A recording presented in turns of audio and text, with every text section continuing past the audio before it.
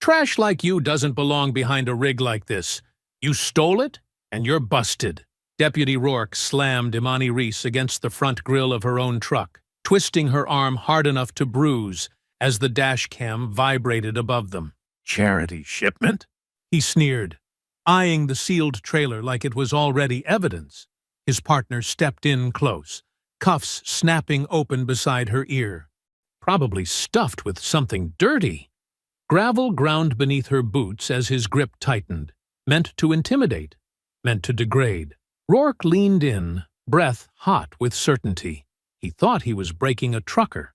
He had no idea he'd just laid hands on a former Delta Force commander trained to end threats exactly like him. Before continuing, comment where in the world you are watching from, and make sure to subscribe, because tomorrow's story is one you can't miss. The afternoon sun cast long shadows across Route 23 as Imani Reese guided her 18-wheeler through Pine Hollow County. Her eyes scanned the road ahead, taking in the empty stretches between the sparse trees that gave the county its name. The sealed trailer behind her carried medical supplies bound for a veterans' charity 2 states over. The dash cam's tiny red light blinked steadily on her windshield, a quiet guardian recording every mile. Imani kept her speed exactly at the limit, hands at 10 and 2, maintaining the discipline that had become second nature long before she'd started driving trucks. Blue and red lights exploded in her side mirror. Imani checked her speedometer again, though she already knew what it would show. The patrol car's lights strobed closer, and she eased her rig onto the gravel shoulder, positioning it carefully to keep the dash cam's view clear. 2 deputies emerged from the patrol car. The taller one swaggered toward her cab, hand resting casually on his belt. His partner circled wide, boots crunching on gravel as he positioned himself on her blind side. "Out of the truck!"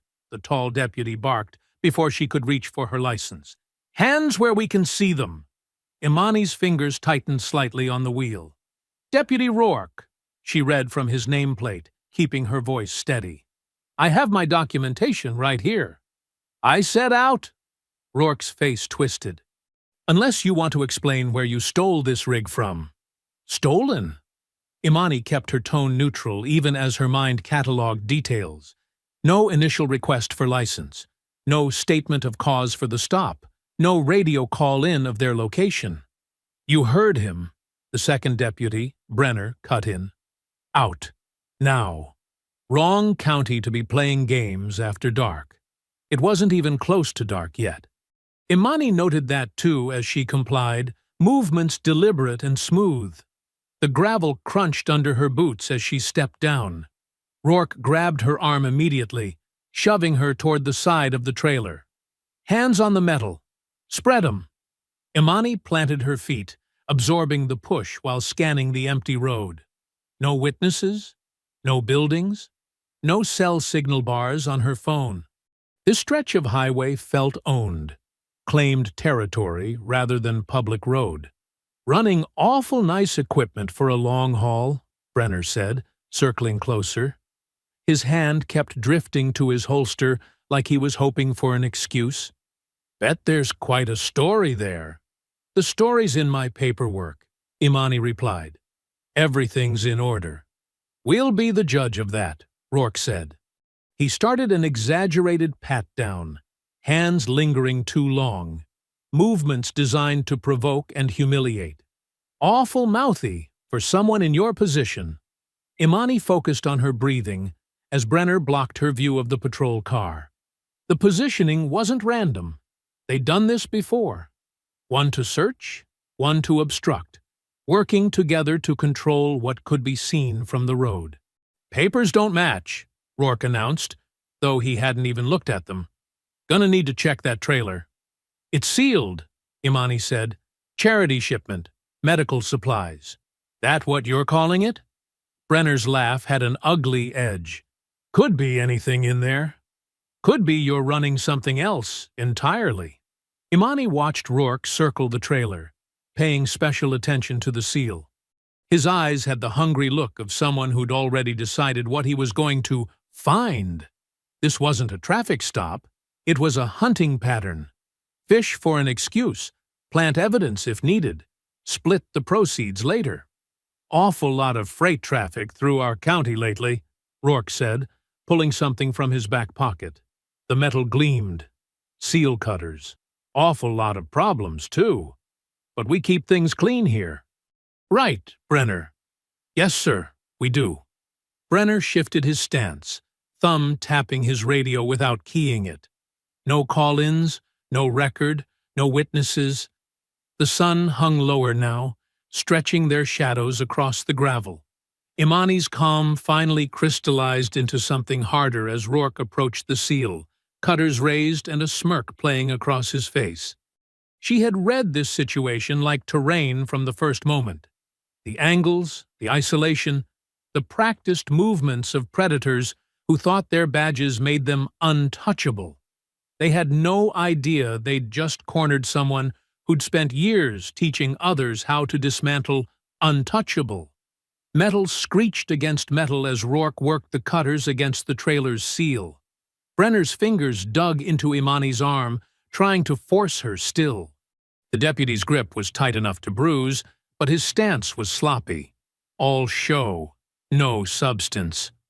"You're gonna regret making this difficult," Brenner hissed in her ear.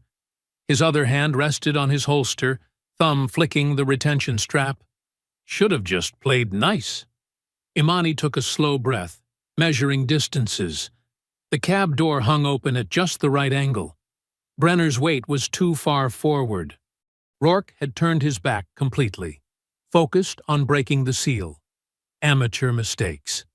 She moved. One fluid motion. She dropped her shoulder, twisted her wrist through the gap in Brenner's grip, and used his own forward momentum to pivot him straight into the doorframe. His head snapped back with a hollow thunk. Before he could recover, she had his arm locked behind him, leveraging his weight against the truck's cab. "What the?" Rourke spun at the sound, dropping the cutters. His hand went for his weapon. Imani was faster.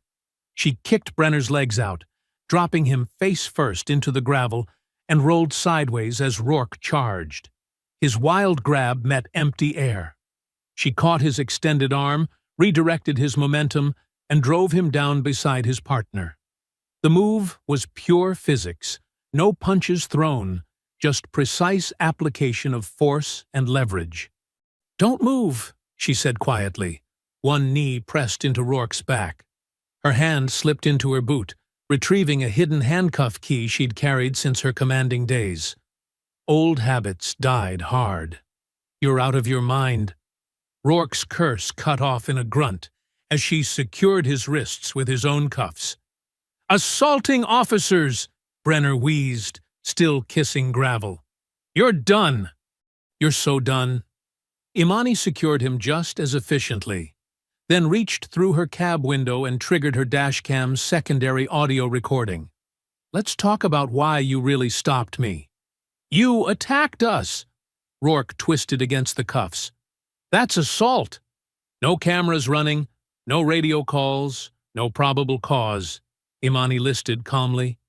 "Almost like you were told to keep this quiet." Brenner's face went still. Rourke's neck flushed red. "We were told you'd be alone out here," Brenner spat, then immediately clamped his mouth shut, realizing his mistake. "Told by whom?" Imani pressed. "You don't get to leave with that load," Rourke growled. "Not from our county. Not with what's riding on it." Imani allowed herself a small smile. Both confessions captured cleanly on audio. She pulled their keys from their belts and walked to their patrol car, popping the trunk. The evidence of their real operation lay organized in neat rows: small plastic baggies, spare latex gloves, an extra badge without a number. And there, paper-clipped to a folder, a crisp photo of her stepping down from her cab at the way station 40 miles back. The timestamp showed yesterday afternoon. They'd been hunting her specifically. The question was why. Imani pulled out her phone and dialed 911. The line clicked, connected, then went dead with a sharp click. She tried again. This time, a female voice answered, sweet as artificial sugar. Pine Hollow Emergency Services. I need to report 2 deputies conducting an illegal stop on Route 23, mile marker 156. I have them restrained after they attempted to— Ma'am, the dispatcher cut in, voice dripping concern. Please stay exactly where you are. Help is coming right away. No request for details. No standard questions. Just syrupy reassurance and a clear instruction to stay put. Imani's neck prickled. What units are responding? She asked. Help is coming, ma'am. Please remain stationary. No sirens wailed in the distance. No radio chatter crackled from the patrol car. Just that sugary voice telling her to stay still, like a spider encouraging a fly to wait in its web. The deputies had stopped struggling. Instead, they watched her with small, knowing smiles. A low rumble grew in the distance. Imani turned toward the sound as multiple sets of headlights crested the hill ahead. The vehicles moved fast, running dark. No light bars, no sirens. Just shadows flowing down the highway like oil, closing the distance with predatory purpose. Both deputies started laughing. The headlights grew larger, eating up the dark road. Imani moved fast, grabbing both deputies by their collarbacks and dragging them behind her trailer's bulk. They struggled and cursed, but the cuffs held. Shut up, she ordered quietly, her voice carrying the kind of authority that made even Rourke's mouth snap closed. Years of command experience didn't fade. She pulled their body cameras off first, fingers working with practiced efficiency. The small devices contained everything she needed. Their approach, their threats, their slip-ups admitting they'd targeted her. Working quickly, she connected each camera to her encrypted phone, copying the files. You really think that'll help? Brenner sneered, but his voice shook slightly. Nobody's gonna believe you over us. Imani didn't respond, focused on uploading the footage to her Deadman Drop, a secure server that would release everything if she didn't check in regularly. Insurance against disappearing.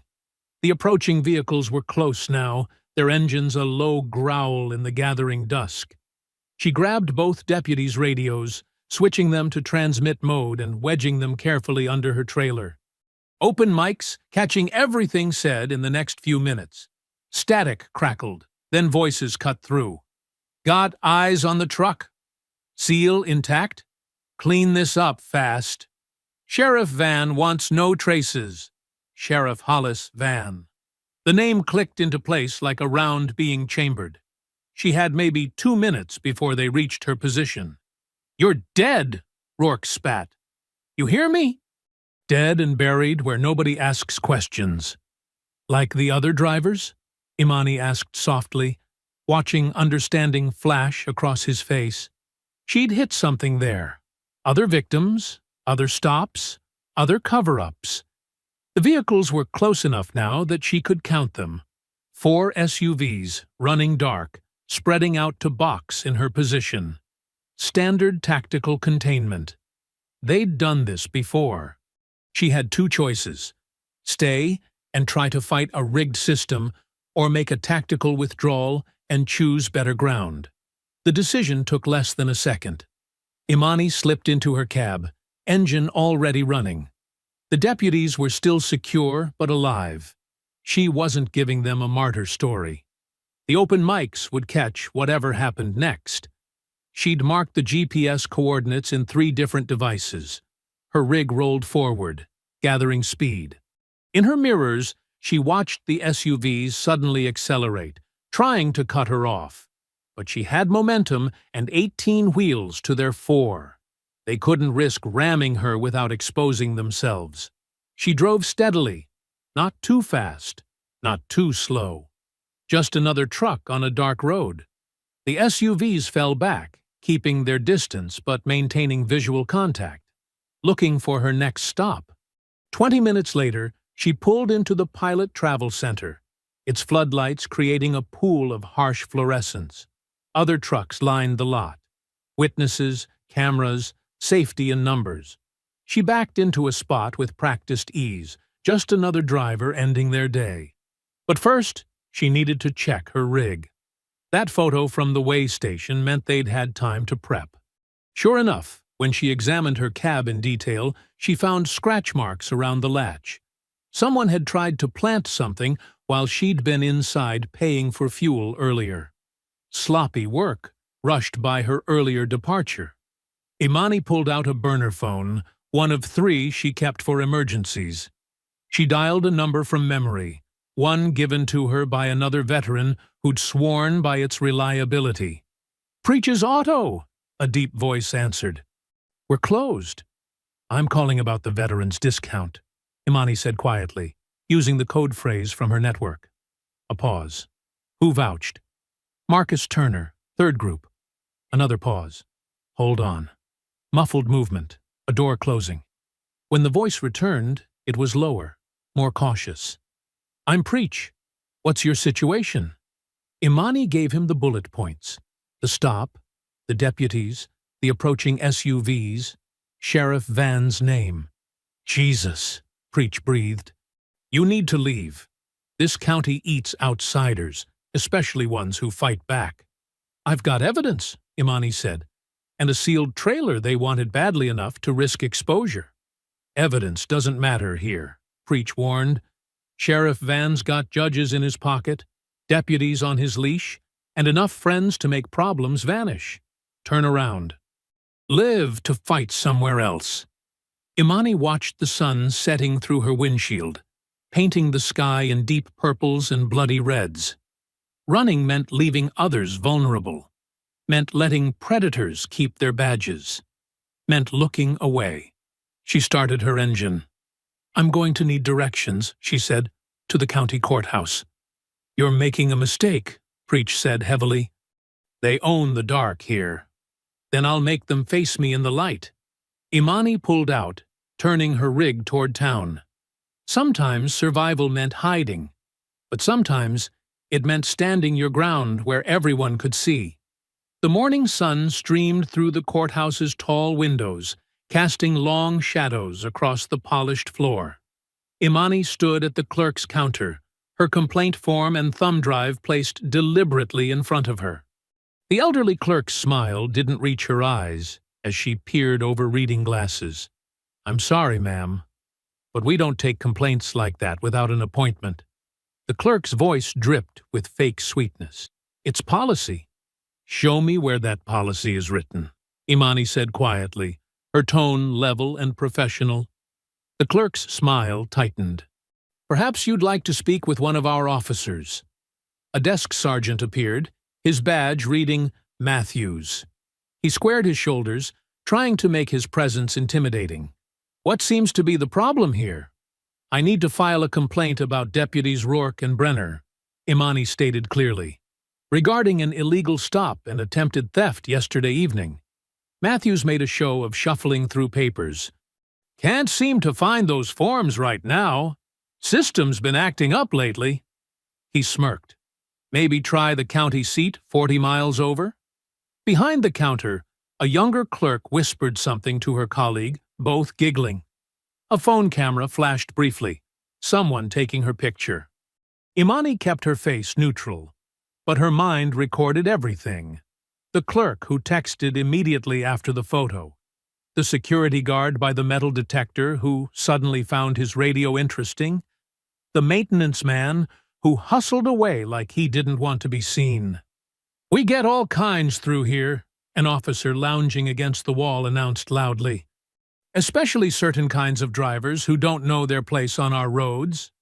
More laughter rippled through the lobby. Imani didn't react to the bait. She'd commanded missions where a single wrong move meant death. These small-town power plays were amateur hour. "I'd like to speak with Judge Kitteridge." The laughter stopped. The clerk's expression froze. "Judge Kitteridge is unavailable," Matthews said flatly. "Indefinitely." "I'll wait," Imani replied. "Could be a very long wait." Matthews leaned forward. "Might want to get back on the road. Safer that way." A woman in her early 30s with a messenger bag approached the counter, pretending to check a bulletin board. She had quick, observant eyes and a press pass partially hidden under her jacket. "Excuse me," the woman said quietly when Matthews stepped away. "Are you Imani Reese?" Imani turned slightly, evaluating the stranger. "Who's asking?" "Mina Duarte. I run an investigative podcast." She kept her voice low. "I've been looking into stories about this county for months. Your name came up on a rumor board. Something about a sealed federal case a few years back?" "Not interested in publicity," Imani said firmly. "I get it. But before you walk away," Mina pulled out her phone, showed a spreadsheet. "These are missing drivers, mostly black and brown. All disappeared along this same corridor over the past 2 years. Local cops claim they have no records, but the pattern speaks for itself," Imani finished, studying the names and dates. "I can help," Mina pressed. "My audience knows how to amplify stories that need telling. Make them too public to bury." Imani was about to refuse again when movement at the main entrance drew everyone's attention. Sheriff Hollis Van swept in like a politician working a room. His uniform was crisp, his smile practiced and warm. He moved through the lobby, shaking hands, calling people by name, radiating authority wrapped in folksy charm. "Sarah, how's that grandbaby doing?" he asked the clerk. "Matthews, good work on that highway patrol coordination." Each interaction was perfectly calculated, reminding everyone who controlled their comfort, their careers, their security. Then Van turned, and his eyes met Imani's. There was no surprise in his face, no confusion, just calm recognition, as if he'd been waiting for this moment. His smile never wavered. "Welcome to Pine Hollow," he said, voice carrying across the now silent lobby. "I don't believe we've had the pleasure." He extended his hand. The gesture wasn't friendly. It was a challenge, a public move forcing her to either accept his dominance or mark herself as hostile. Imani noted how everyone watched, how phones appeared ready to record, how the security guard's hand drifted toward his weapon. Imani kept her hands at her sides, neither accepting nor refusing. Just standing her ground, face composed, eyes steady on his. She'd faced down warlords and cartel bosses. This man was dangerous, but he wasn't unique. The moment stretched, heavy with tension. Van's smile remained fixed, but something cold flickered in his eyes. The look of a man unused to having his authority questioned, especially in his own courthouse. Around them, the lobby had gone completely still, everyone watching the silent confrontation between the truck driver who wouldn't back down and the sheriff who expected absolute submission. The air felt charged, like the moment before a storm breaks. Sheriff Van followed Imani out of the courthouse, his footsteps unhurried on the concrete steps. The morning sun cast his shadow long across the sidewalk, stretching toward her like a reaching hand. "Miss Reese," he called, voice gentle as a prayer. "A moment of your time?" Imani turned, maintaining precise distance. Van's sheriff's badge caught the sunlight, a deliberate flash of authority. "I pride myself on knowing every professional driver who comes through Pine Hollow," he said, closing the gap with measured steps. "We're a close community, God-fearing people who look out for each other." He gestured toward a black SUV idling nearby. "Perhaps we could discuss your concerns somewhere more private?" "I've filed my complaint," Imani replied evenly. Van's smile didn't waver. "Complaints can be such formal things. Cold paperwork doesn't solve problems like a good conversation can." He lowered his voice to a confiding murmur. "Besides, I'd hate to see your rig held up by inspections. They happen so randomly these days. Department of Transportation's very thorough." From the corner of her eye, Imani spotted Mina Duarte partially hidden behind a courthouse pillar. Phone raised discreetly. Smart woman. Is that an offer or a threat, Sheriff? Now, why would you take it that way? Van spread his hands, the picture of wounded innocence. I'm trying to help. These roads can be dangerous for outsiders who don't understand local ways. I understand plenty, Imani said. Do you? His eyes hardened slightly, though his smile remained fixed. Because from where I stand, you seem like someone about to make things harder than they need to be? Imani met his gaze steadily. Harder for whom? Van chuckled, but it didn't reach his eyes. You drive safe now, he said, turning away. God bless. The walk back to the truck lot took 10 minutes. Imani's rig sat exactly where she'd left it. But something was off. A patrol car rolled past slowly, the deputy inside making a show of checking his phone. Near her trailer, fresh boot prints marked the gravel. When she got closer, she saw it. Someone had photographed her cargo seal, documenting it for whatever story they planned to tell later. 20 minutes later, she pulled into Preach's auto shop.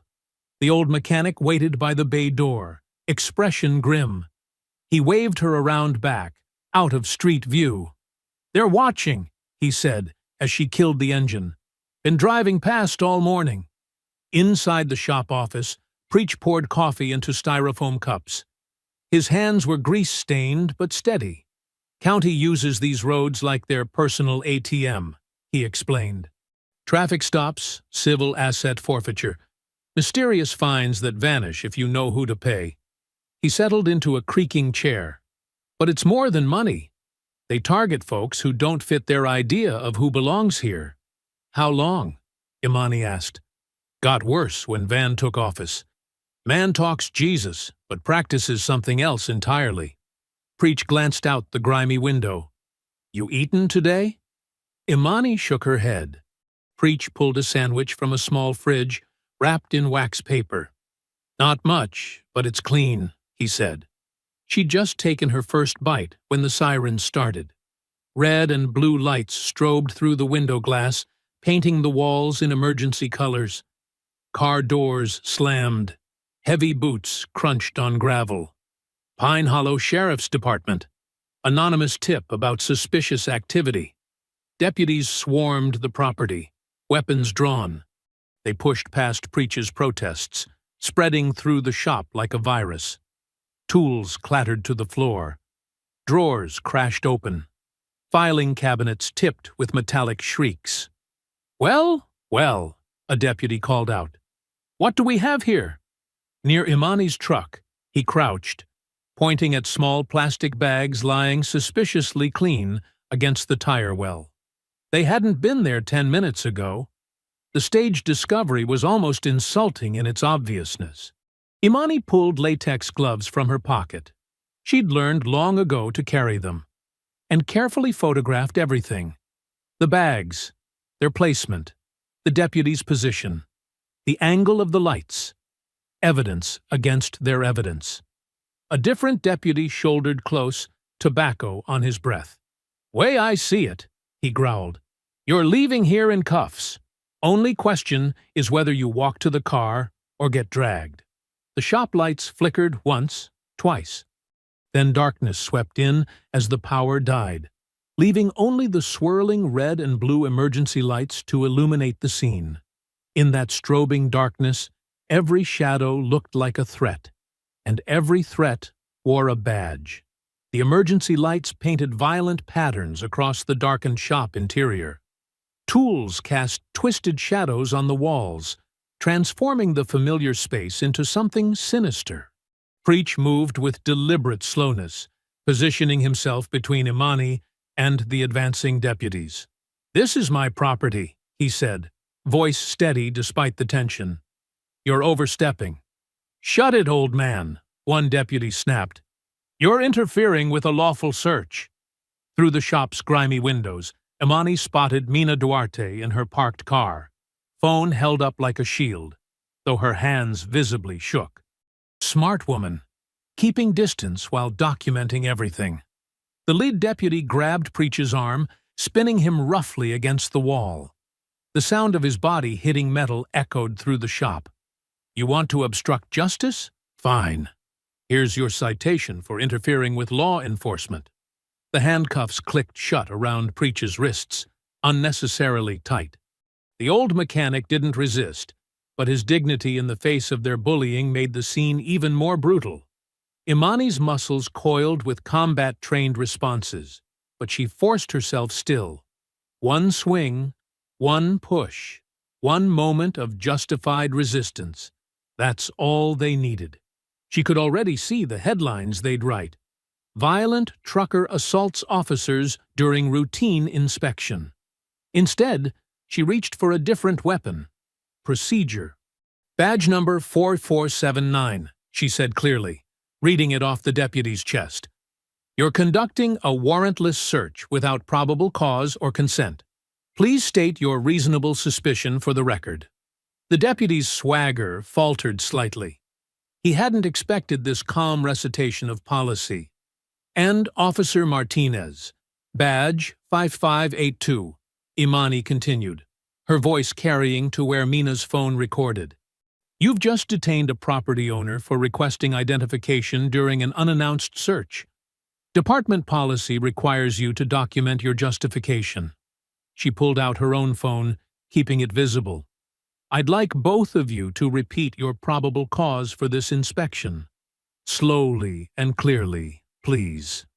The deputies exchanged glances. Their script hadn't prepared them for someone who knew the rules better than they did. You trying to play lawyer? Martinez sneered, but his confidence had cracked. No, Imani replied. I'm ensuring proper documentation of an official law enforcement action. Would you like to contact your supervisor to confirm procedure? The mention of supervision shifted the energy. The deputy's aggression deflated like a punctured tire, replaced by uncertainty. They'd expected fear, resistance, maybe even violence, anything that would justify escalation. Instead, they faced something worse: accountability. We're done here, the lead deputy announced, trying to salvage authority. But those bags stay where we found them. Evidence in plain view. He unlocked Preach's handcuffs with deliberate roughness, shoving a citation into the mechanic's chest. The amount would be carefully calculated, enough to hurt, not enough to justify court costs fighting it. Preach rubbed his wrists as the deputies retreated, their boots crunching on scattered tools and debris. The power flickered back on, harsh fluorescent light revealing the chaos they'd left behind.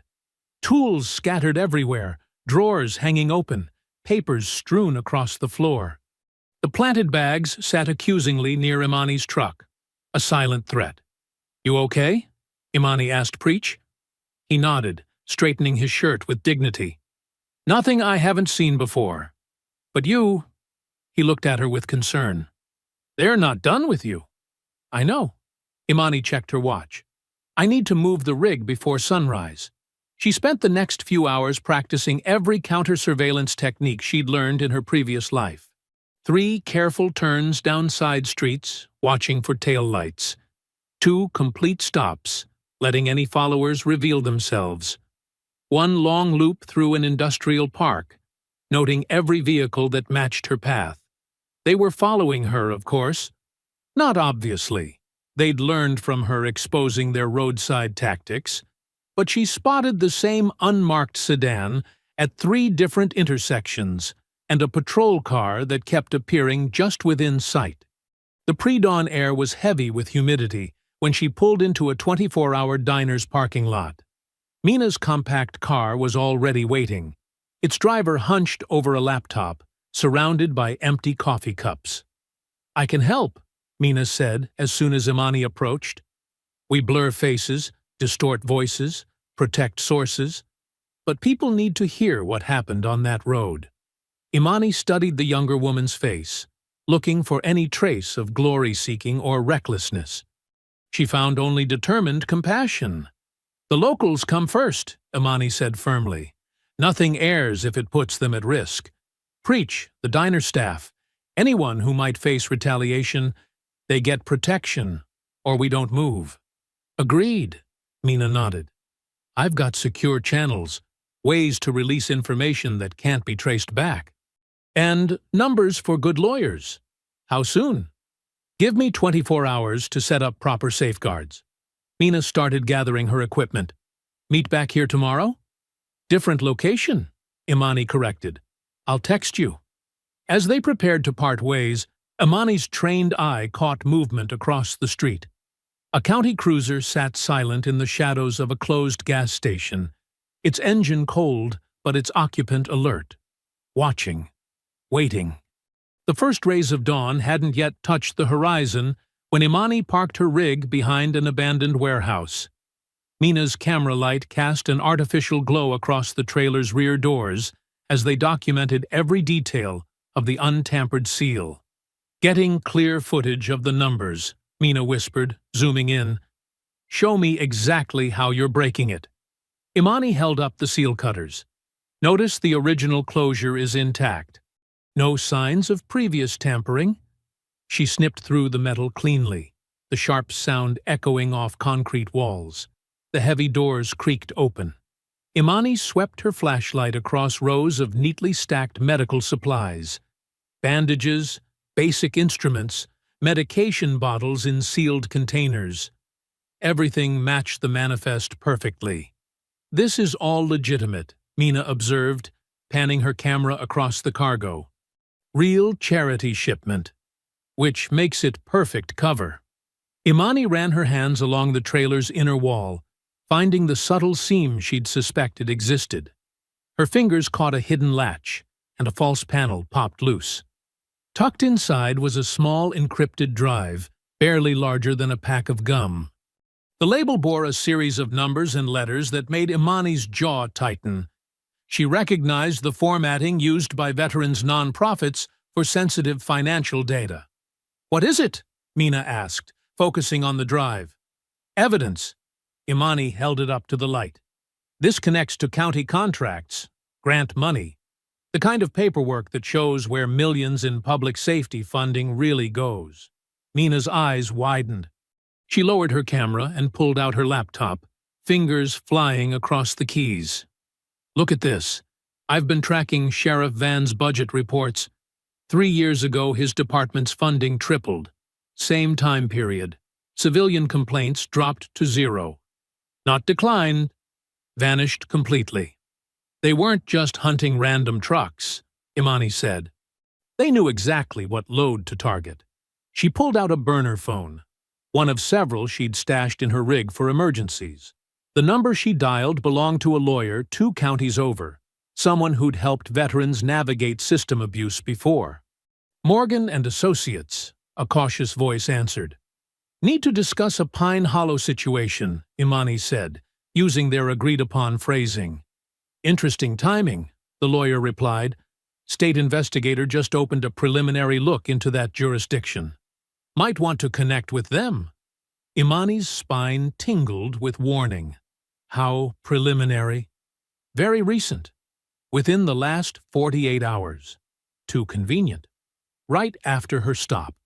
Right after she'd started asking questions.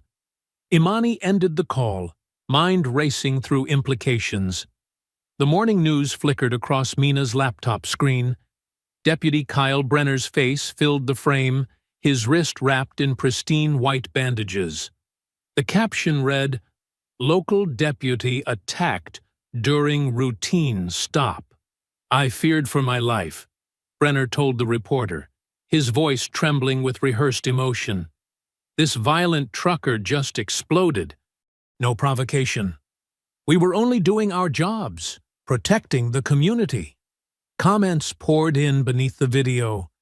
Dozens of nearly identical messages condemning dangerous truckers and praising our brave officers. The coordinated nature was obvious to anyone paying attention. They're not showing your face, Mina noted, but look, they made sure to get clear shots of your rig's details. Make, model, distinctive markings. Making me harder to hide, Imani said. Clever. She watched Mina assemble the podcast teaser, quick cuts of audio from the roadside stop, carefully distorted voices, stark text overlays explaining the pattern of abuse. The whole piece ran just under 2 minutes. Ready? Mina's finger hovered over the upload button. Imani nodded. The teaser went live at exactly 6:00 a.m. For 3 minutes, nothing happened. Then Mina's screen exploded with notifications. Her account had been flagged for community guidelines violations. Copyright claims appeared against audio she hadn't even used. A flood of automated reports targeted her channel. They were waiting, Mina muttered, trying to counter the digital assault. They knew exactly. Her phone buzzed. A message from an unknown number contained only an address, her studio's location, followed by a single question mark. Seconds later, the same address appeared in multiple local Facebook groups, accompanied by thinly veiled threats about investigating anti-police propaganda. They work fast, Imani observed, her voice cold with recognition. She'd seen this pattern before, the swift, coordinated effort to silence and intimidate. But this time, it wasn't coming from shadowy government agencies. It was coming from a small-town sheriff's department that had practiced these tactics until they were perfect. Mina's hands shook slightly as she backed up her files to secure servers. What's our next move? We expected this, Imani reminded her. Let them think their pressure is working. Meanwhile, we follow the money. That drive isn't just about missing cargo. It's about missing millions. And someone in Pine Hollow is getting very, very nervous. Sunlight streamed through the dusty blinds of Mina's studio apartment, casting thin stripes across her cluttered desk. 2 monitors displayed video editing software, carefully blurring faces and distorting voices from Imani's dashcam footage. The small space smelled of coffee and determination. There, Mina said, making a final adjustment. Deputies' faces are obscured, but their actions are crystal clear. Audio's clean enough to understand, but processed enough to protect sources. Imani leaned forward, watching the footage play back. The roadside encounter looked almost surreal in daylight. The deputies' aggressive posturing, their calculated cruelty, the moment everything changed. Good work on the audio. You can hear the threat in their voices without identifying them. Ready? Mina's finger hovered over the publish button. Imani nodded. Do it. The episode went live at exactly 10:15 a.m. For 5 minutes, silence. Then Mina's phone erupted with notifications. Call after call poured in, each person speaking their own piece of the larger puzzle. I'm a waitress at the truck stop, one woman said, her voice trembling. I've seen them plant things in people's vehicles during routine searches. They make sure we all watch. A man identifying himself as a former dispatcher spoke in hushed tones. They trained us, which calls to drop. Said it was about resource management. But it was always specific callers, specific situations. Always. They took everything, a driver reported. Said my paperwork was suspicious. Never saw my cargo again. Department claimed no record of the stop. Imani documented each call meticulously, noting patterns, cross-referencing details. Outside the studio window, she watched people on the street pause at Sheriff Van's campaign banners. The bold words, safety, family, faith, seemed to take on new meaning as passers-by studied them with fresh eyes. Look at this, Mina said, pointing to her screen. An email had arrived from Judge Kitteridge's clerk, marked urgent. The judge will hold an emergency hearing if we submit evidence through proper channels. Forward that to the attorney, Imani said, pulling out her burner phone. She dialed the lawyer's number, putting it on speaker as Mina recorded. I'm ready to sign an affidavit, Imani stated once the connection was secure. Full statement, all details, properly witnessed. About time, the lawyer replied. I've got a state investigator trying to reach you. Name's Grant Huxley. He's leading a task force on jurisdictional abuse patterns. As if on cue, Mina's office line rang. The caller ID displayed a state government prefix. "This is Grant Huxley," a measured voice announced when Mina answered. "I need to speak with Imani Reese regarding the Pine Hollow incident." Imani gestured for Mina to put it on speaker. "I'm here, Mr. Huxley." "Ms. Reese." His tone was professional but warm. "We've been monitoring similar complaints across 3 counties. Your evidence could tie several cases together. We can offer protective custody and a secure channel for evidence submission." He referenced specific case numbers, dates, operational details that matched Imani's research. Everything he said aligned with what they'd uncovered. "How do we proceed?" Imani asked, keeping her voice neutral despite the hope trying to take root in her chest. "I'm at the County Administrative Annex," Huxley replied. "Secure office, clean chain of custody, everything by the book. We can meet at sunset, process your statement, and place you in protective custody before full dark." Imani muted the phone, turning to Mina. "Thoughts?" "Sounds legitimate," Mina whispered. "But I'm following you with cameras rolling. No chances." Imani unmuted. "Agreed, Mr. Huxley. Sunset at the annex. I'll bring the evidence and a witness." "Perfect." The satisfaction in his voice seemed genuine. "Park in the west lot. I'll have officers securing the perimeter." After the call ended, Imani and Mina spent the next hours preparing. They backed up files to multiple secure locations, arranged deadman drops with the attorney, and mapped multiple exit routes from the annex. "Legal process might actually work this time," Mina said, packing her camera gear. "Maybe." Imani checked her phone. Dozens more messages had arrived, each person sharing their own encounter with Pine Hollow's justice system. "But we do this exactly right. Everything documented, everything witnessed." The sun began its descent, painting the sky in shades of orange and purple. Imani retrieved her sealed evidence files from a secure location, while Mina tested her recording equipment one final time. "Ready?" Mina asked, shouldering her camera bag. Imani took a deep breath, feeling the familiar pre-mission focus settle over her. "Let's go make it count." They drove separately toward the county administrative annex, Imani in her rig, Mina following at a discreet distance. The massive brick building stood silhouetted against the dying sun, its windows reflecting golden light. Several unmarked vehicles were already parked in the west lot, their official plates visible in the fading daylight.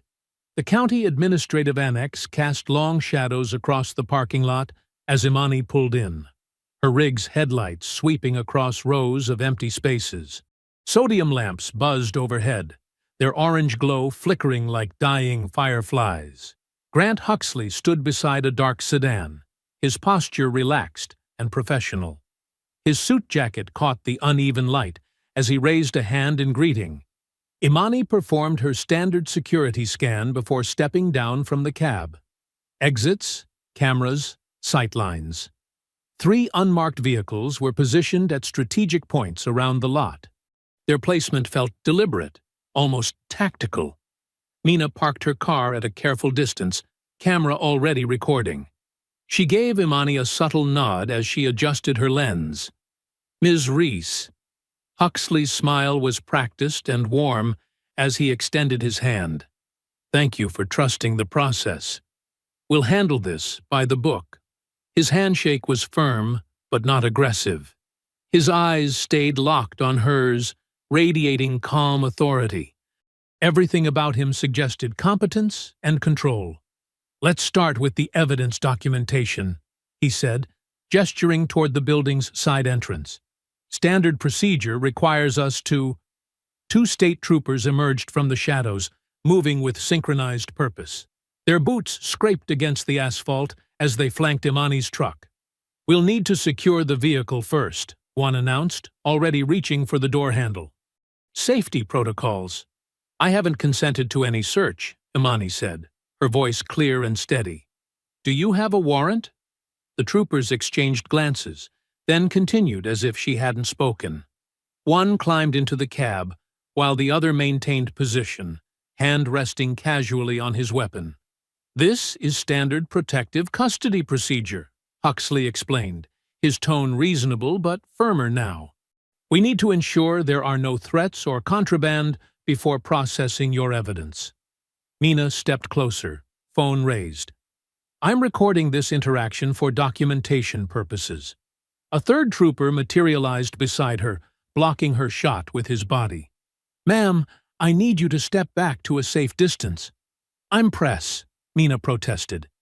"I have the right to—" "Back up," the trooper repeated, advancing until Mina was forced to retreat or make contact. "This is an active investigation scene." The first trooper's voice cut through the tension. "Got something here." He emerged from the cab holding a small plastic bag between gloved fingers. The contents caught the sickly orange light. "Appears to be narcotics, located under the driver's seat." Imani's face remained composed, but her eyes hardened. "That's not mine. I did not consent to this search, and I maintain that it's unlawful." "Face the vehicle, please," the second trooper ordered, producing handcuffs. "Hands behind your back." "I want it on record that this is a planted substance," Imani stated clearly, knowing Mina's camera was still rolling from its new position. "This is a coordinated setup using unlawful search procedures." The cuffs snapped shut with unnecessary force. The troopers turned her toward the waiting cruiser, making sure she was fully visible to any watching eyes. Their grip on her arms was intentionally tight, not enough to leave marks, but enough to assert dominance. "We'll log your complaint," Huxley said smoothly, reaching for the evidence files Imani had brought. "I'll make sure these are properly processed." The thumb drive disappeared into his pocket with practiced efficiency. Through it all, Imani kept her breathing steady. She noted faces, name tags, unit numbers, building her mental map of the operation. The troopers' movements were too clean, too rehearsed. This wasn't standard procedure, it was choreography. "You have the right to remain silent," one trooper began reciting as he guided her into the back seat. The words felt hollow, a ritual stripped of meaning. Mina's voice carried across the lot. "This is being documented. We have multiple recordings of—" "Clear the scene," a trooper ordered, stepping toward her. "Or we'll cite you for interference." The cruiser door slammed shut with finality. Through the window, Imani watched Huxley speak quietly into his phone, her evidence files tucked securely under his arm. His calm smile never wavered. They drove her through empty streets, past closed shops and dark houses. The county jail rose up like a concrete monument to small-town power, its few lit windows glowing like predatory eyes. The booking process was efficient and impersonal. Forms were filled, fingerprints taken, possessions logged.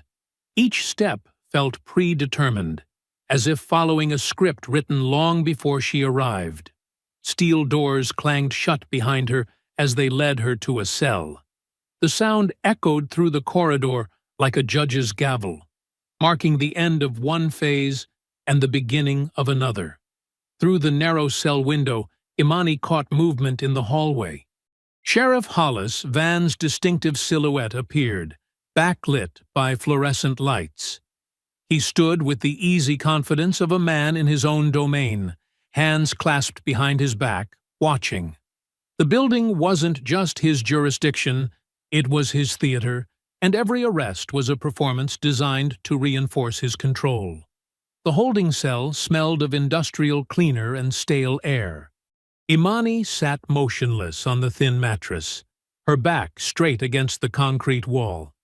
Her breathing remained measured and controlled as she absorbed every detail of her surroundings, the hollow echoes of footsteps, the mechanical whir of cameras, the precise timing of guard rotations. Through the narrow window in her cell door, she could see Mina pacing in the lobby, gesturing emphatically as deputies blocked her path. Their shoulders formed an impassable wall of beige uniforms.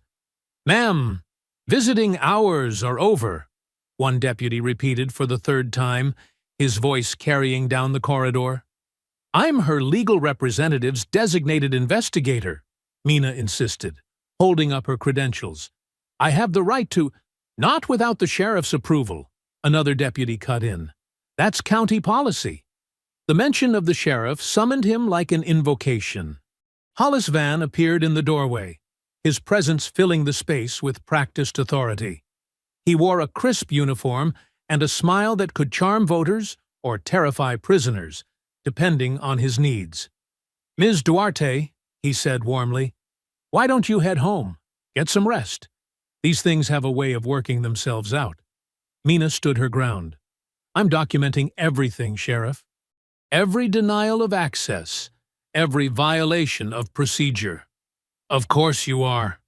Van's smile didn't waver. He turned to the deputies. Please escort Ms. Duarte to her vehicle. For her safety. Imani watched through the window as they herded Mina toward the exit, their politeness carrying clear threat. When the lobby cleared, Van's footsteps approached her cell with unhurried confidence.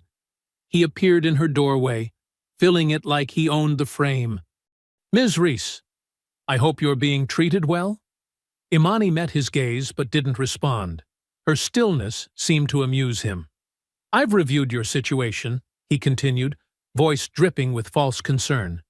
It's unfortunate. Narcotics charges carry heavy penalties in this county, but there might be a simpler solution.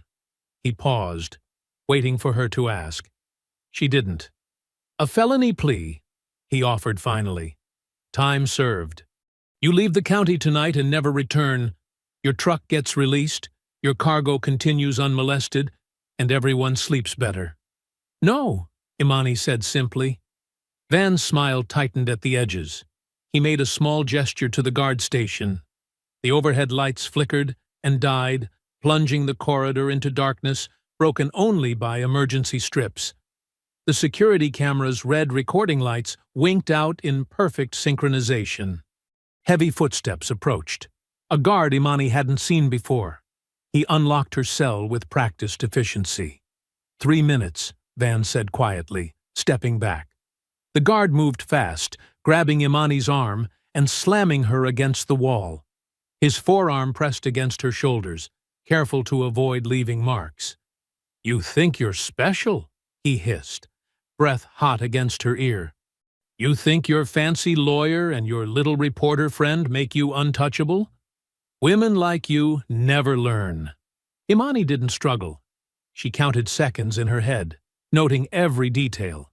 The guard's stance, his breathing pattern, the exact pressure points he chose. This wasn't improvised. It was rehearsed intimidation, designed to break spirits without leaving evidence. The lights hummed back to life precisely 3 minutes later. The guard stepped away as smoothly as he'd arrived, straightening his uniform. Van reappeared in the doorway. Think about my offer, he said pleasantly. Things tend to get uncomfortable for people who refuse my hospitality. As if to emphasize his point, Imani's cell phone lit up with messages the moment they returned her personal items for logging. Mina. Urgent. They're raiding the studio. Armed deputies. No warrant. Claiming evidence tampering investigation. Hard drives being seized. Preach's sister. They arrested Eli for interfering with an investigation. Shops padlocked. Need help. Her attorney. Court calendar suddenly shifted. Judge Kitteridge unavailable indefinitely. Working on options. And, most concerning, an automated alert from her dead man drop server. Someone had accessed it, trying to scrub the uploads. The footage was compromised. Imani sat back on the mattress, her face betraying nothing as she processed the coordinated assault on her support system. They were isolating her, cutting off every avenue of resistance. But in doing so, they'd revealed something crucial. She recalled each visit from Van over the past hours. Every time he appeared, the same sequence played out. Lights down, cameras off, 3 minutes of darkness. Not 2 minutes, not 4, exactly 3.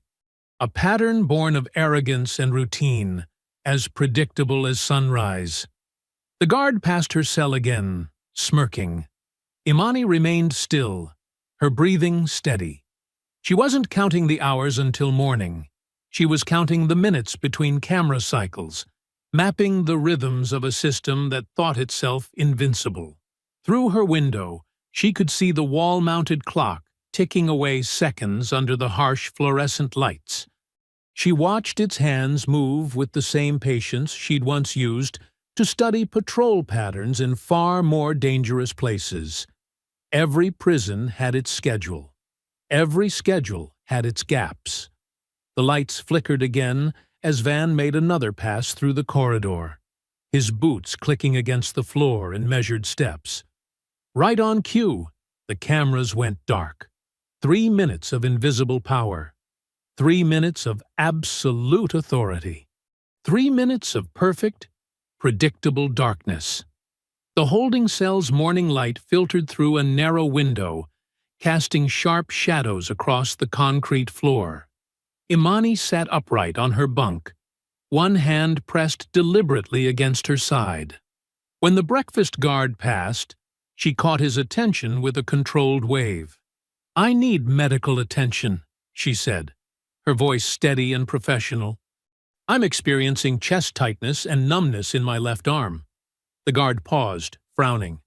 "You seemed fine last night."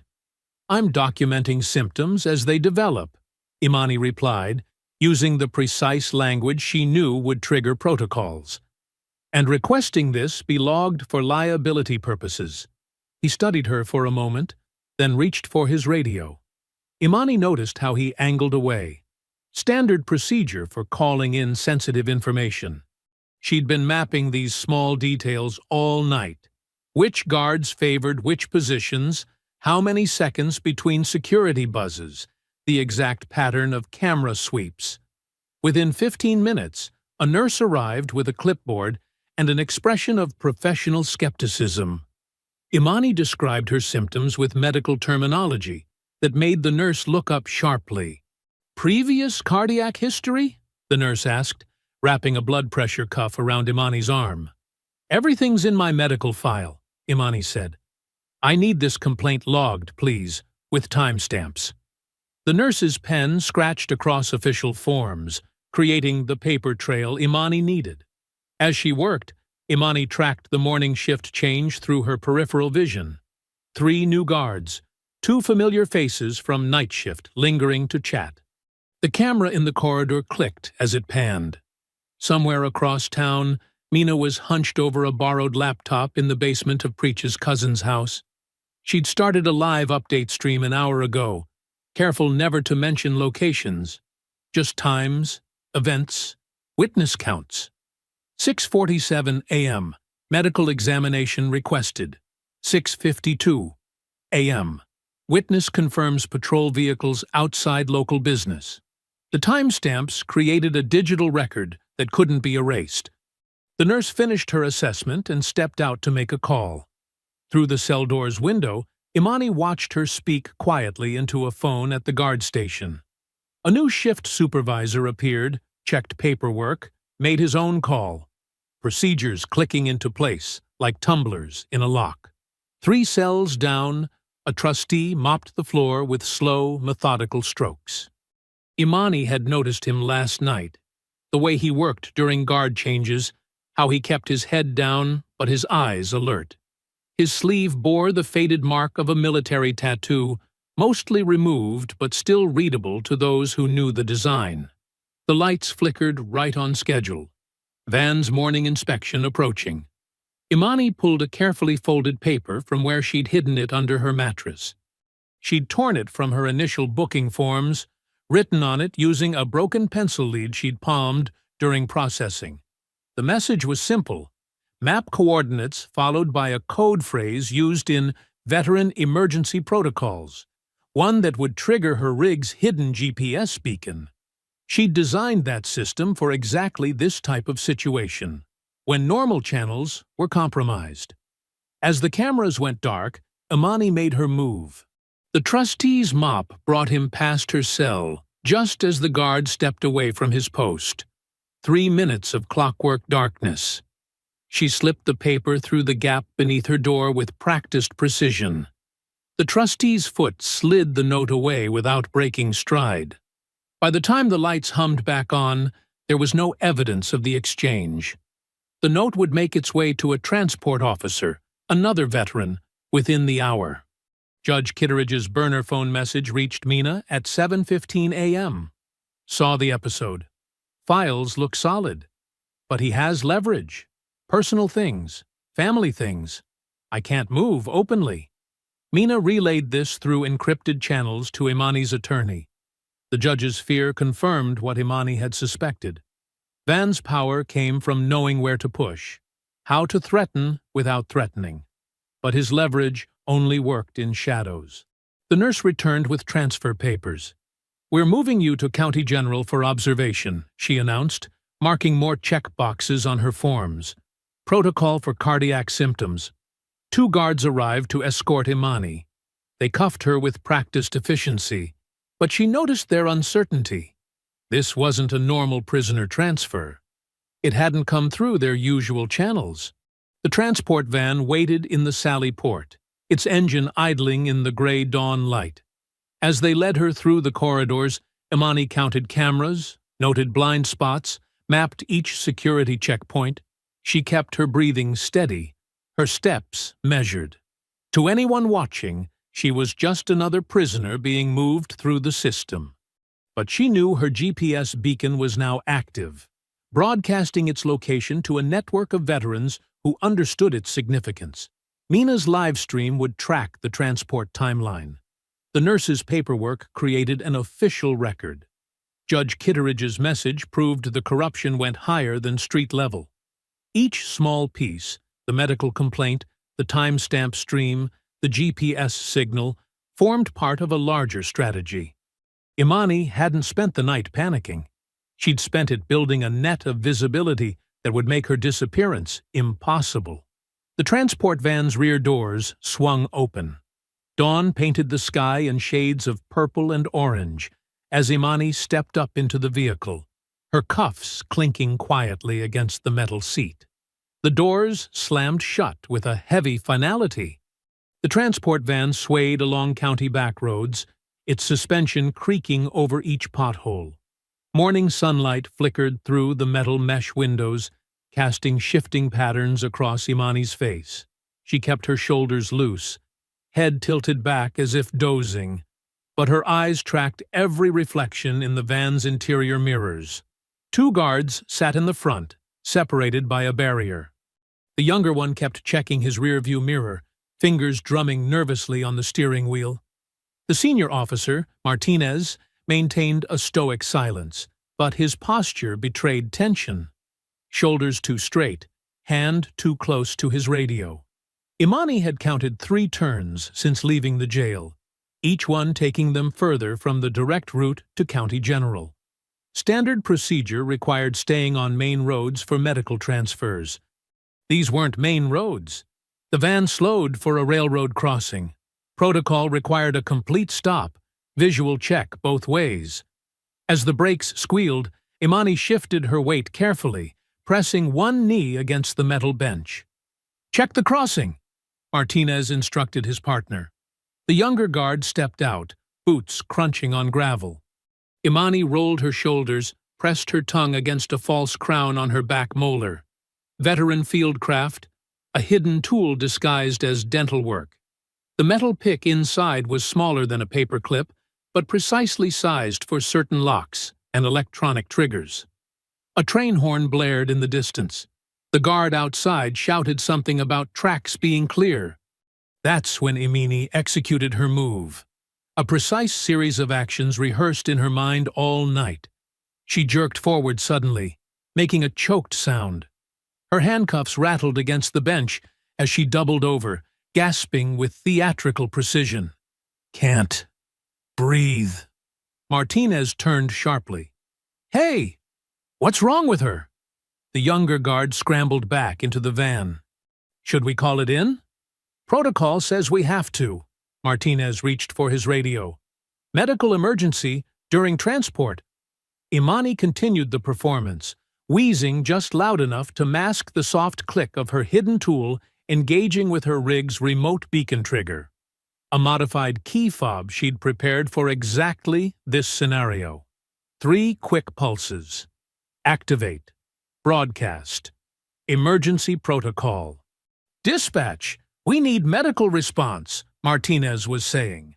Location is... Static cut through his transmission. The younger guard swore, adjusting frequencies. More static. While they focused on communications, Imani's beacon was already broadcasting. Somewhere in Preach's cousin's basement, Mina's borrowed laptop pinged with the signal. Within seconds, her live stream activated.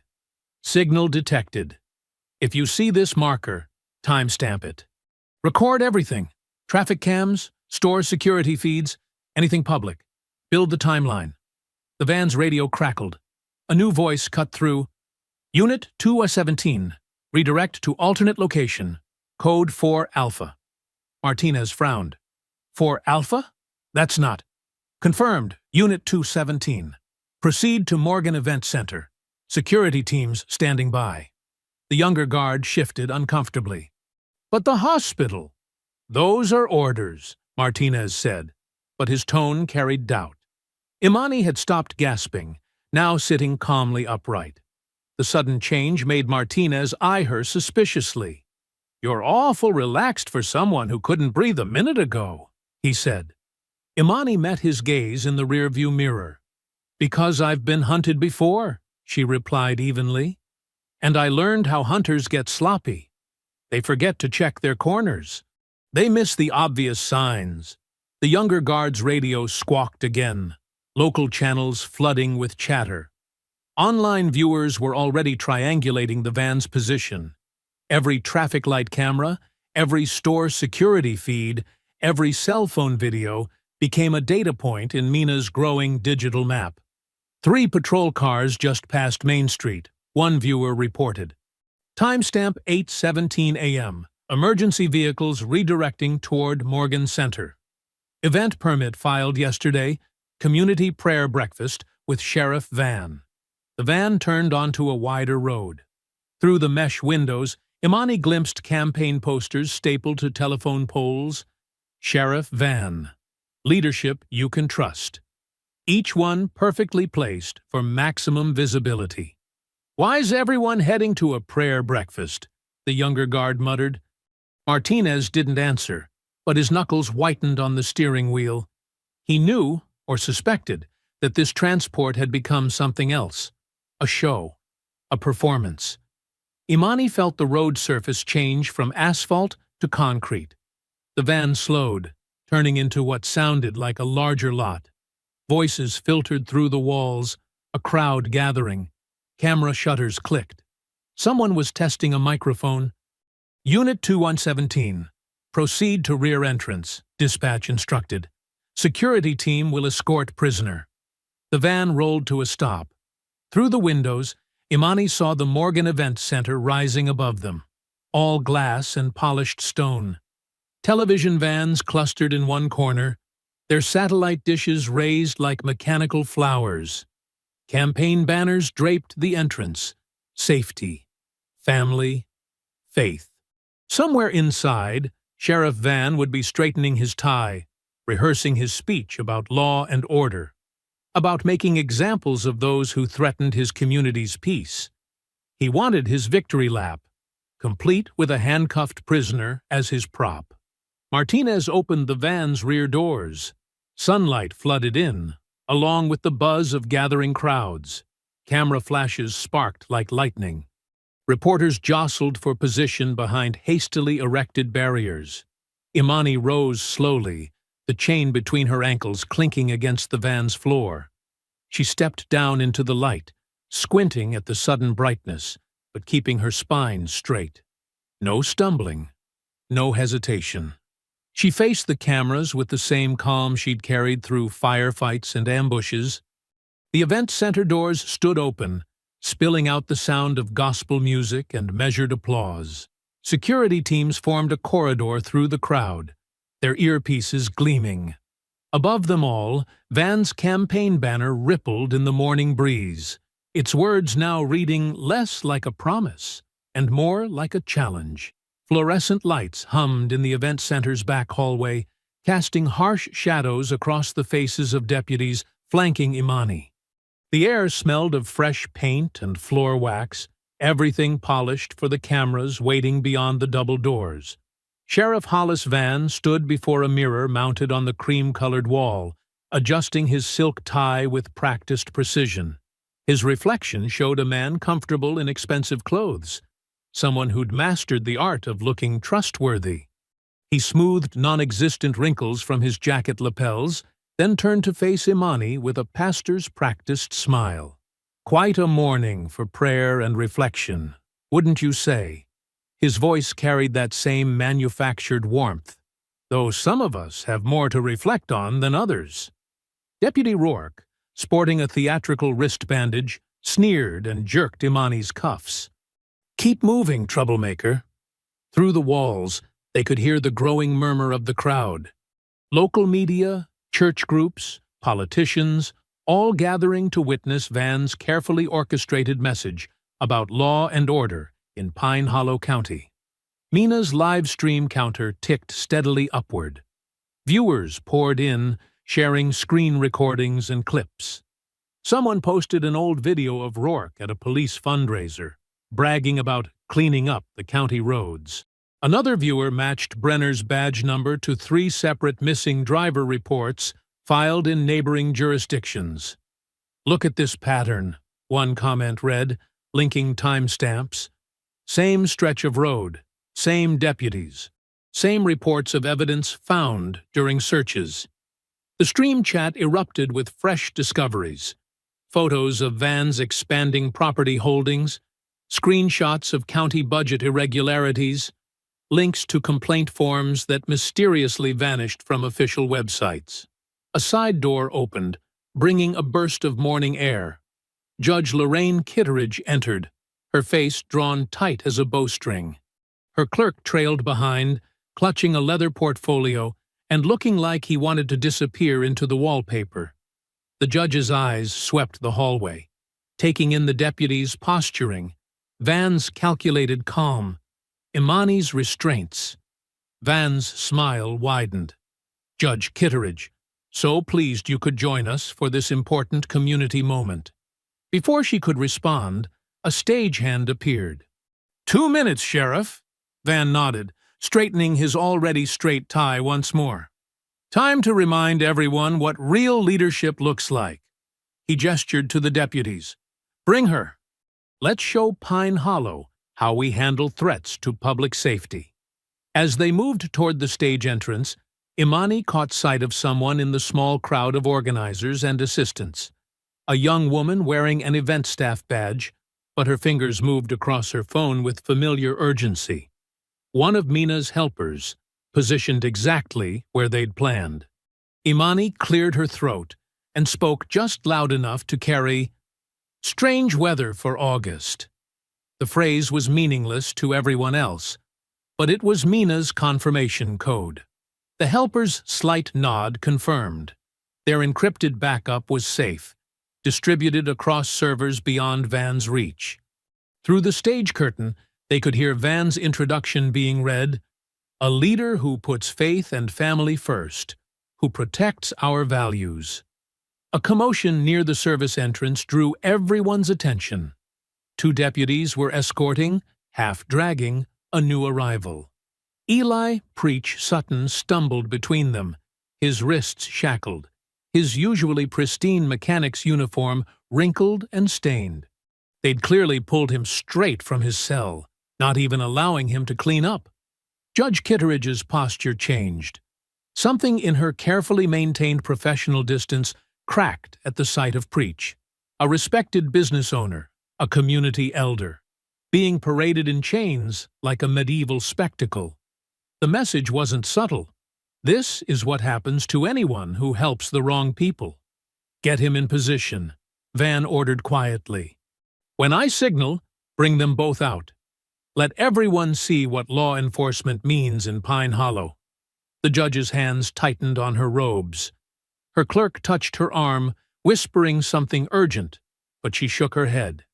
The fear that had kept her careful all these years was transforming into something harder and less manageable.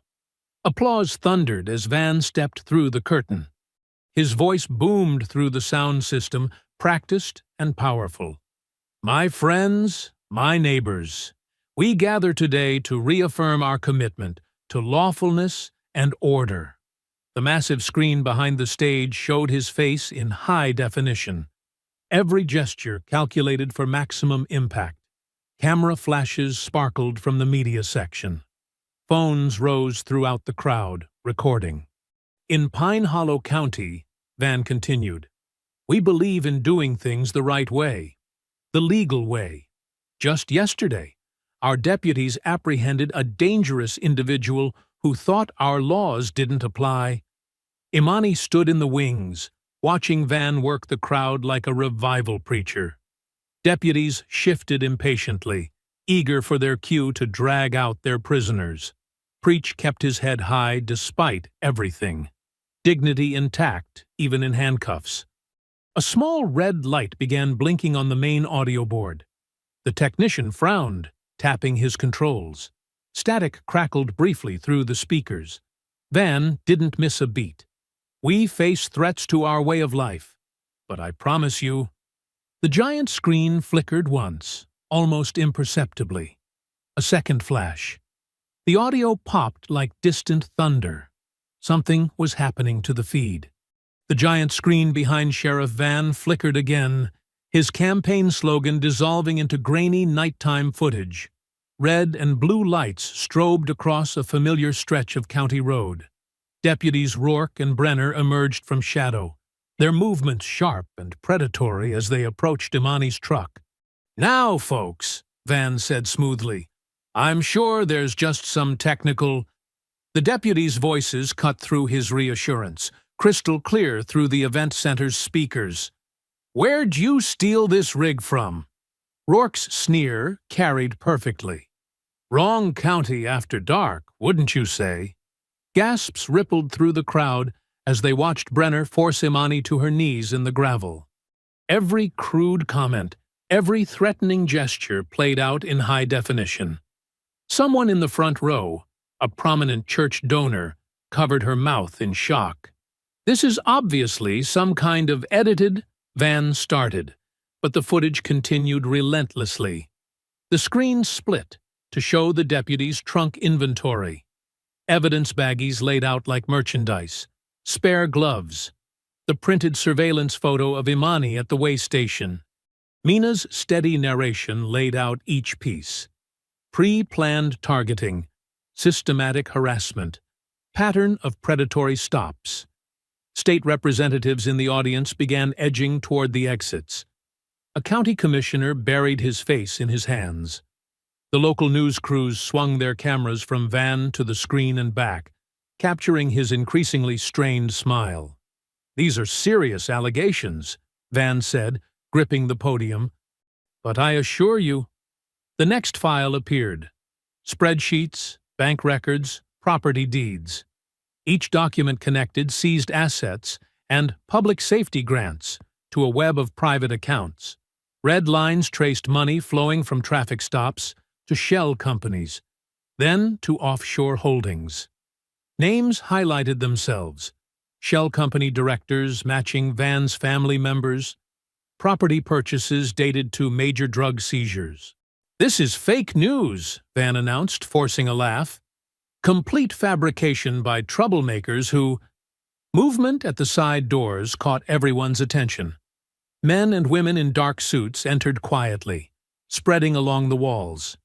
Their badges weren't local. These were state agents, summoned by the mounting public pressure and Judge Kitteridge's hastily signed emergency orders.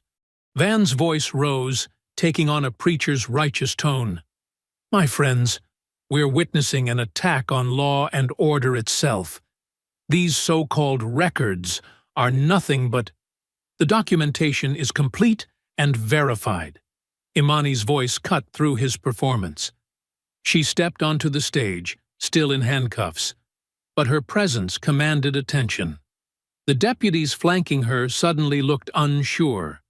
"Chain of custody is maintained for all recordings," she continued, her tone precise and professional.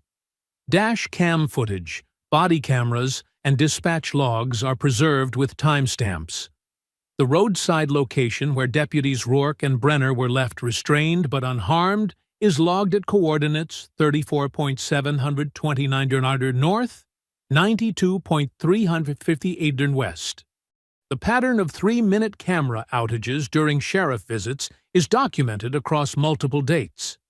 She wasn't emotional or accusatory. She was methodical. The audience felt the shift. This wasn't an angry accusation. It was a battlefield report. The medical supplies in my trailer were cover for financial documents meant to expose county contract fraud, Imani stated, which is why an illegal stop was arranged using my photo from a compromised waste station camera. Van grabbed the microphone. "This woman attacked officers. She's a criminal trying to—" "The officers were recorded admitting they were told I'd be alone," Imani continued calmly. "Their trunk contained pre-packaged evidence. Dispatch logs show a coordinated non-response. Judge Kitteridge has signed an order confirming probable cause for a full investigation." The state agents moved forward, their paths converging on the stage. Donors in the front rows physically recoiled from Van, creating distance between themselves and what was coming. "This is a mistake," Van announced, but his voice had lost its polish. "I've served this county faithfully for—" "Sheriff Hollis Van," one of the agents cut in, reaching for handcuffs. "You're under arrest for conspiracy, corruption under color of authority, and multiple counts of civil rights violations." The crowd watched in stunned silence as the cuffs clicked around Van's wrists. His campaign banner still hung above the stage. Safety, family, faith. Now reading like an indictment. Cameras flashed in rapid succession. Phones recorded from every angle. The giant screen continued cycling through evidence, each new document adding weight to the moment. "This is what happens," Van tried one last time, "when we let outsiders into our—" "No!" Judge Kitteridge's voice rang out as she stood. "This is what happens when we finally stop letting fear silence the truth."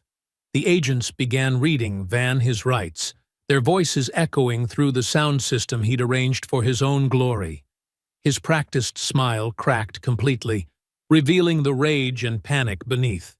He looked desperately toward his deputies, but they stepped back, already calculating their own survival. The audience that had gathered to witness his power now witnessed his fall instead. Every phone, every camera, every witness ensuring this moment couldn't be buried or denied. This wasn't just an arrest, it was the dismantling of a system, played out under lights Van himself had arranged. Backstage at the event center erupted into controlled chaos. State agents moved with practiced efficiency, reading rights and securing suspects, while local officers stood frozen, unsure which side of the dividing line they'd land on. Deputies Rourke and Brenner were brought in through separate doors, their expressions shifting from arrogance to panic as they realized the depth of their situation. The handcuffs clicked around their wrists, proper procedure this time, not their usual rough show of force. "You're under arrest for civil rights violations, conspiracy to commit evidence tampering, and abuse of authority under color of law," the lead agent announced, loud enough for everyone to hear. The deputies' faces drained of color as their badges were removed. Across the room, another agent was carefully unlocking Preach's restraints. The older mechanic rubbed his wrists, dignity intact despite everything they'd tried to take from him. His eyes met Imani's, a quiet nod of recognition between warriors who'd held their ground. Mina Duarte's phone kept streaming, her steady narration capturing every detail. "State authorities are now taking multiple deputies into custody. Judge Kitteridge is reviewing emergency dismissals for unlawfully detained citizens. The task force appears to be seizing county records. Judge Kitteridge sat at a folding table that had been set up hastily, her back straight as steel as she signed official dismissals. Her hand moved with decisive strokes, no hesitation left in her movements. "Case dismissed with prejudice," she announced, stamping Imani's paperwork, "due to documented misconduct and unlawful search." She did the same for Preach's file, then began reviewing other cases marked for priority examination. The event center's main hall had transformed into something between a courthouse and a public confession. Townspeople who'd arrived expecting a sheriff's victory speech now stood in clusters, watching officers they'd feared for years being processed one by one. The badges that had seemed untouchable suddenly looked different, smaller, vulnerable to consequence. Mina's laptop chimed with donation notifications. Her listeners had mobilized, raising emergency funds in real time. 5,000 for Preach's shop repairs, she announced. 10,000 for legal defense funds to protect witnesses who come forward. The community is responding. State investigators moved through the space with purpose, serving warrants and securing evidence. "All county records are being seized immediately," the lead agent declared. "Missing persons cases from the corridor are being reopened. We're establishing a dedicated task force to review every traffic stop, every seizure, every complaint that was buried." Someone thrust a microphone toward Imani, asking for a statement. She shook her head, declining the spotlight. Instead, she spoke directly to the investigators. "What matters is concrete change. I want body camera audits, preservation of dispatch logs, and independent oversight of traffic stops. This isn't about speeches.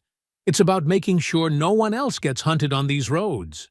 The morning light began seeping through the high windows, painting everything in clean, clear tones. Evidence technicians photographed documents. Witnesses gave preliminary statements. The machinery of real justice had engaged, grinding slowly but thoroughly.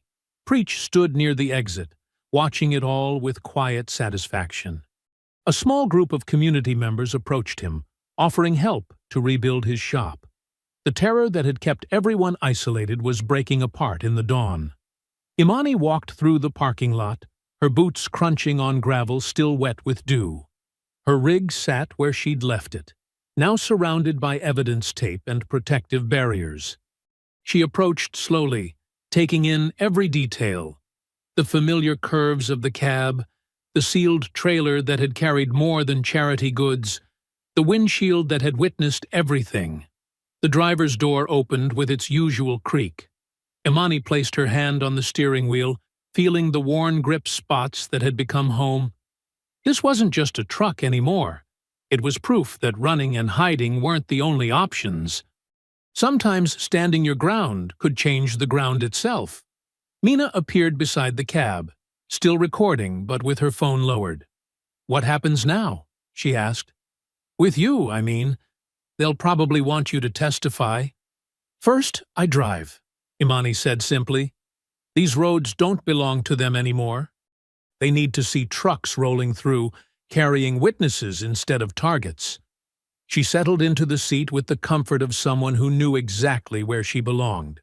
"I'll keep moving until the road stops being a hunting ground." The engine rumbled to life, a sound of purpose rather than escape. Morning sunlight caught the trailer's sides, making the charity logo gleam. Other trucks were pulling into the lot now. Word had spread through driver networks, and they'd come to see justice with their own eyes. Imani released the brake and eased forward, her rig moving with deliberate confidence. She wasn't running from Pine Hollow County. She was leading the way through it, showing others it could be done.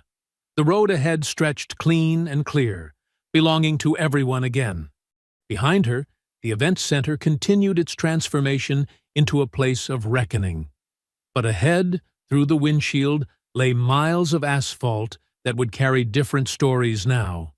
Stories of standing ground, of justice served, of roads reclaimed from those who'd tried to own them.